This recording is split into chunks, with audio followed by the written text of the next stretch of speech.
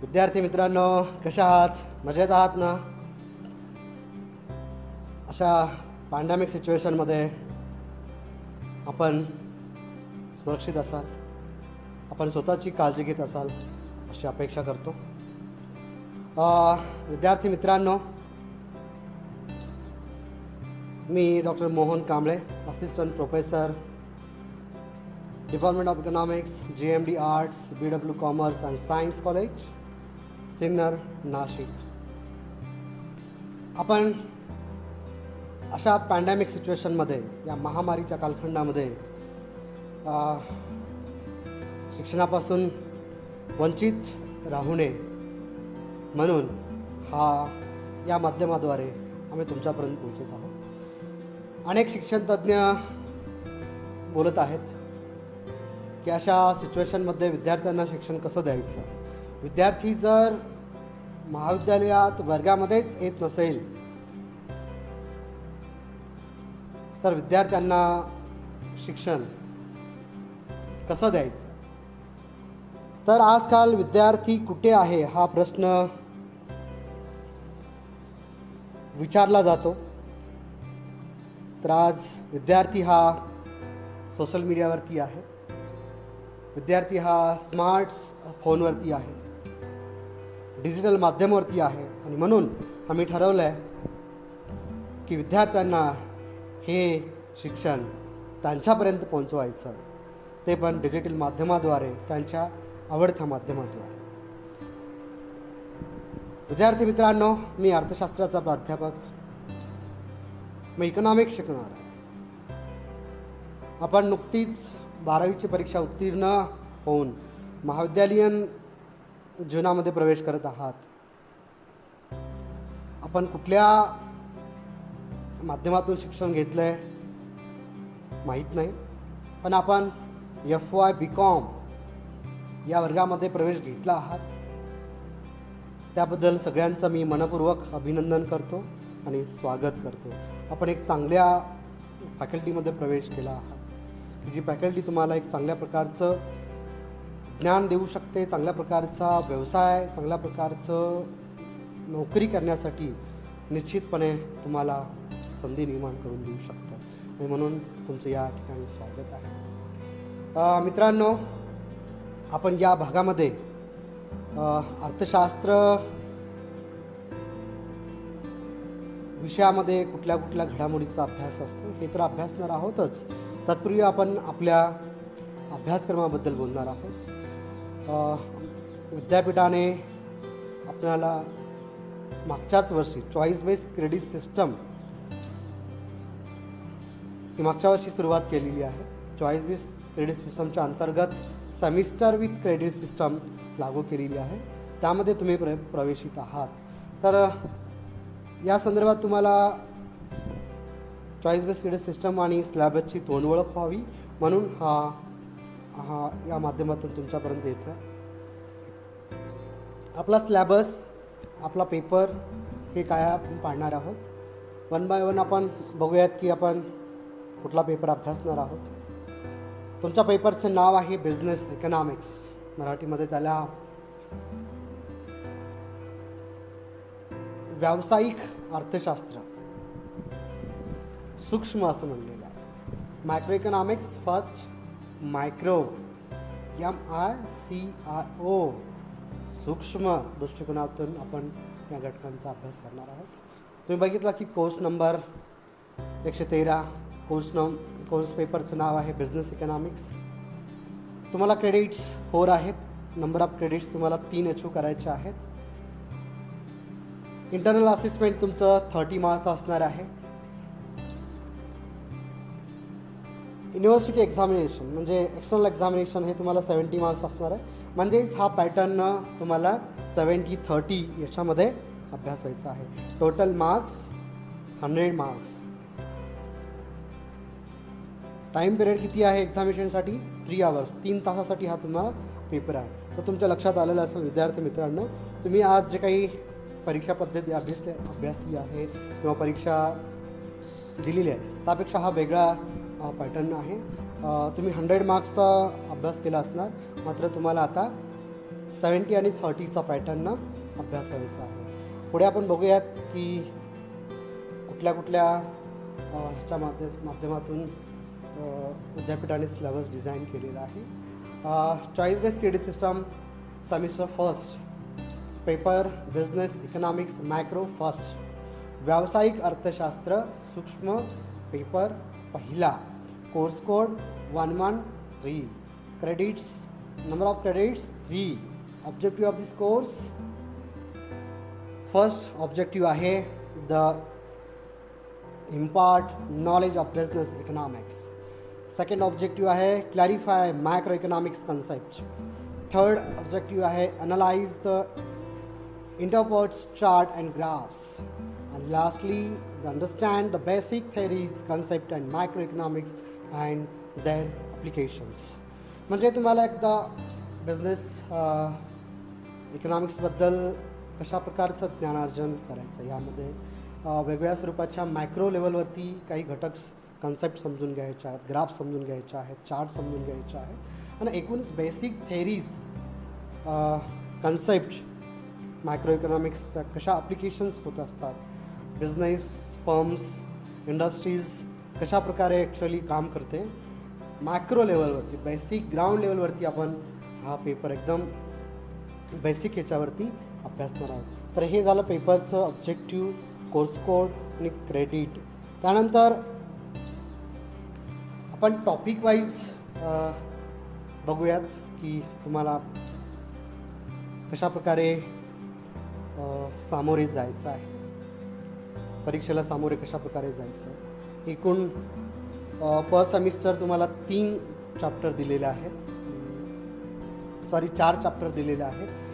या 4 चॅप्टरच्या अंतर्गत तुम्हाला पहिलं सेमिस्टर 100 मार्क्ससाठी, इंटरनल 30 आणि 70 एक्सटर्नल या पद्धतीने आलं असेल. पहिला टॉपिक आहे इंट्रोडक्शन अँड बेसिक कन्सेप्ट, मूलभूत संकल्पना, व्यावसायिक अर्थशास्त्राच्या मूलभूत संकल्पना याच्यामध्ये अभ्यासणार आहोत. Meaning, nature, scopes, importance of business economics, concept of micro and macro economics, tools for economics analysis, function and relationship, schedule, graph, functions, equations, basic concept of household, consumer, firm, client and industry goals of firm, economics and non-economics factors, हे आपण पहिल्या चॅप्टरमध्ये अभ्यासतो.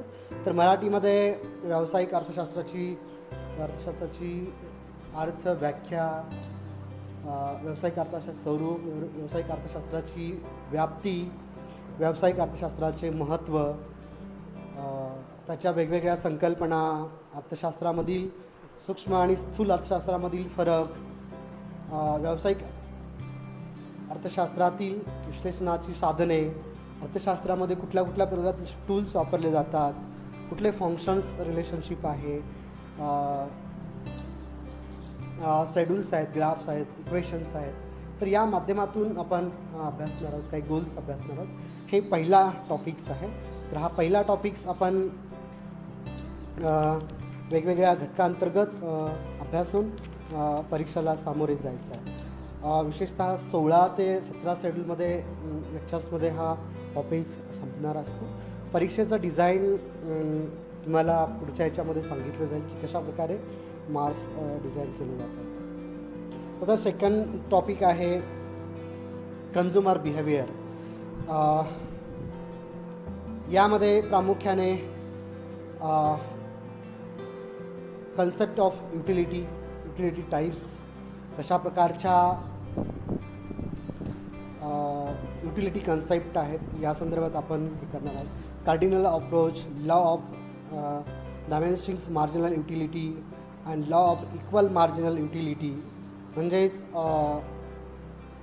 उपभोक्ता कशा प्रकारचं behaviour करतो ते अभ्यासणार आहोत. Consumer surplus concept and measurement, म्हणजेच उपभोक्त्याचा दृष्टिकोन कुठल्या प्रकारचा आहे, क्रमवाचक आहे की मानसिक आहे, ह्या सगळ्या घटकांचा आपण अभ्यास करणार आहोत. त्याच्यानंतर काही थेरीज आपण ह्याच्यामध्ये अभ्यासणार आहोत. कंझ्युमर सरप्लस थेरी, ज्याला घटत्या सीमांत उपयोगितेचा नियम म्हणलेला आहे. त्याच्यानंतर ऑर्डिनल अप्रोच इंडिफरन्स कर्व, हा सुद्धा आपण अभ्यासणार आहोत. यामध्ये घटत्या सीमांत उपयोगिता सिद्धांत, नियम, समसीमांत उपयोगितेचा नियम, त्याच्यानंतर इक्विलिब्रियम, उपभोक्त्याचे संतोष आधिक्य, संकल्पना आणि मापन, उपयोगिता कशी मापन केली जाते, हे आपण अभ्यासणार आहोत. उपयोगिता ही क्रमवाचक असते का उपयोगिता ही मानसिक असते, त्यामध्ये समवर्ती वक्र, संकल्पना, त्याच्या व्याख्या, डेफिनेशन्स हे अभ्यासणार आहोत. समवर्ती वक्राची वैशिष्ट्ये अभ्यासणार आहोत. त्याच्यानंतर उपभोक्त्याचं समतोल कसं घडून येतं हे या सेकंड चॅप्टरमध्ये आपण अभ्यासणार आहोत. त्यानंतर मित्रांनो, जो टॉपिक आहे तो थर्ड टॉपिक आहे, डिमांड अँड सप्लाय अनालिसिस, मागणी व पुरवठा विश्लेषण. या चॅप्टरमध्ये आपण अभ्यासणार आहोत. विशेषतः concept of demand, determinants of demand, law of demand, electricity of demand, त्यामध्ये price electricity of demand, meaning, types of measurement, use of significance, income electricity of demand, meaning and types, cross electricity and demand, meaning and types. त्याच्यानंतर supply concept and determinations and law of supply, equilibrium of demand and supply of price determinations. या स्वरूपामध्ये आपण अभ्यास करतो. विशेषतः या टॉपिकमध्ये understanding the concept of demand, electricity of demand, import of knowledge and law of supply, determinants of law and supply, या संदर्भात आपण चर्चा करणार. यामध्ये खऱ्या अर्थाने मागणीची संकल्पना, मागणी निर्धार करणारे घटक, मागणीचा नियम, मागणीची लवचिकता, त्याच्यानंतर मागणीच्या लवचिकतेचे जे प्रकार आहेत, त्याचा अर्थ आहे, मापन आहे, ते कसे निर्धारण केले जातात. मागणीची उत्पन्न लवचिकता, त्याचा अर्थ आणि प्रकार, मागणीची छेदक लवचिकता, त्याचा अर्थ आणि प्रकार, या ह्याच्यामध्ये लवचिकता अभ्यासणार. त्याच्यानंतर सप्लाय, पुरवठ्याची संकल्पना, नियम, पुरवठा निर्धारण करणारे घटक, त्याच्यानंतर मागणी आणि पुरवठा, समतोल आणि किंमत निश्चिती, या चॅप्टरमध्ये अभ्यासणार. विशेषतः मार्केट बेस आहे. मार्केटमध्ये ग्राहक वर्ग कशाप्रकारे बिहेवियर करतो, कशाप्रकारे वस्तू आणि सेवांच्या किमतीला प्रतिसाद देतो, हे यामध्ये आपण अभ्यास करू. त्याच्यानंतर लास्ट टॉपिक आहे प्रोडक्शन अनालिसिस. यामध्ये आपण खऱ्या अर्थाने concept of production function, total, average and marginal production, law of variable proportion, law of returns of scale, economics and diseconomics of scales, internal आणि एक्सटर्नल. विशेषतः यामध्ये उत्पादनाचे विश्लेषण कसं करायचं, तर ते आपण यामध्ये शिकणार आहोत. विद्यार्थ्यांनी हे कसं समजून घ्यायचं आहे, between the relations, revenue concept कशी समजून घ्यायची आहे, तर उत्पादन फलन, त्याची संकल्पना, एकूण सरासरी, सीमांत उत्पादन, एकूण उत्पादन, सरासरी उत्पादन, याचा सहसंबंध कसा आहे हे आपण पाहणार आहोत. उत्पादन कशाप्रकारे केलं जातं, उत्पादनाचे कुठले घटक आहेत, हे सगळे या चॅप्टरमध्ये आपण अभ्यासणार आहोत. विशेषतः बदलत्या प्रमाणाचा नियम, ज्याला आपण लॉ ऑफ व्हेरिएबल प्रॉपोर्शन म्हणतो. त्याच्यानंतर लॉ ऑफ रिटर्न्स, बदलत्या प्रमाणाचा नियम असं म्हणतो. त्याच्यानंतर scales of internal and external, म्हणजे उत्पादनाच्या अंतर्गतानं बाह्य आणि बचती आणि अबचती, या पहिल्या सेमिस्टरमध्ये या चारच्या अंतर्गत आपण अभ्यास करणार आहोत. विद्यार्थी मित्रांनो, खऱ्या अर्थाने हे जे 4 लेक्चर आहेत, तर या पद्धतीने होईल. इथे टोटल्स ऑफ लेक्चर तुम्हाला दिसत असतील की कशाप्रकारे याचं डिवायडेशन केलेलं आहे. तुम्ही परीक्षा पद्धतीला कशा सामोरे जाणार आहात, मग असे सांगितल्याप्रमाणे की परीक्षा पद्धती 2 पद्धतीमध्ये आहे, चॉईस बेस आणि सेमिस्टर बेस असल्यामुळे तुम्हाला क्रेडिट अचीव करायचे आहे. तुम्हाला 3 क्रेडिट्स घ्यायचे आहे. टोटल लेक्चर 12, 12, 12 आणि 12, प्रत्येक टॉपिकसाठी 12 लेक्चर्स डिवायडेशन करून दिलेलं आहे. यामध्ये तुम्हाला 30 इंटरनलसाठी जे रेग्युलर कंटिन्युअस असेसमेंट आहे त्यासाठी सामोरे जायचं आहे. तर त्यासाठी तुम्हाला assignment, quiz, test, group discussion, presentations, projects दिले जातील. ते तुम्ही वेळेत पूर्ण करून 30 मार्क्स मिळवायचे आहे. तर 30 मार्क्स तुम्हाला मिळवण्यासाठी तुम्हाला इंडिव्हिज्युअली प्रत्येक ह्याच्यामध्ये क्लिअर करणं आवश्यक आहे, पास होणं आवश्यक आहे.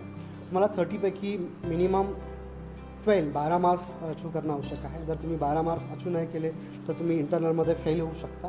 तसंच एक्सटर्नलमध्ये सुद्धा तुम्हाला 70पैकी मिनिमम 28 मार्क्स घेणं बंधनकर आहे. असं एकूण म्हणजे 20 + 30 100पैकी तुम्हाला 40 मार्क्स अचीव करणं आवश्यक आहे. त्यासोबत तुम्हाला हे 3 क्रेडिट्स मिळवायचे आहेत. तर अशा पद्धतीने हा सिलॅबस विद्यापीठाने डिझाईन केलेला आहे. मागच्या वर्षीच पहिली बॅच यातून गेलेली आहे. मी सेकंड बॅच हे अभ्यासत आहे. तर रेग्युलरली क्लासमध्ये किंवा अशा माध्यमातून तुमच्यापर्यंत आम्ही पोहोचत राहू. यासाठी काही विद्यापीठांनीच बुक रिकमेंडेड केलेले आहेत. मायक्रो इकॉनॉमिक्ससाठी डग्लस बिहाइंडचं आहे. मायकेल अँड विल्सनचं मायक्रो इकॉनॉमिक्स आहे. मायक्रो इकॉनॉमिक्ससाठी पिके आणि रॉबिनफिल्डचं आहे. तर याशिवाय तुम्हाला आम्ही काही बुक सजेस्ट करू. हे व्यावसायिक अर्थशास्त्र नावाचं बुक आहे. तुम्हाला महाविद्यालयाच्या लायब्ररीमध्ये सहज उपलब्ध होऊ शकतं आणि आपल्या मातृभाषेमध्ये हे पुस्तक अवेलेबल आहे. आम्ही वर्गात किंवा या माध्यमातून तुम्हाला रेग्युलरली काही नोट्स, काही PPT, काही कोर्सवर्क देत जाऊ आणि या माध्यमातून तुम्ही प्रतिसाद देत चला. रेग्युलरली तुम्ही याच माध्यमातून किंवा वर्गामध्ये आपण भेटत राहूया आणि अशा पद्धतीने हा कोर्सवर्क, हा सेमिस्टर आपण पूर्ण करूयात. हा महामारीचा पॅन्डेमिक सिच्युएशन आहे, त्यामुळे सर्वांनी सुरक्षित राहा, काळजी घ्या, आरोग्याची काळजी घ्या आणि आपण या माध्यमातून कंटिन्युअसली. Thank you so much.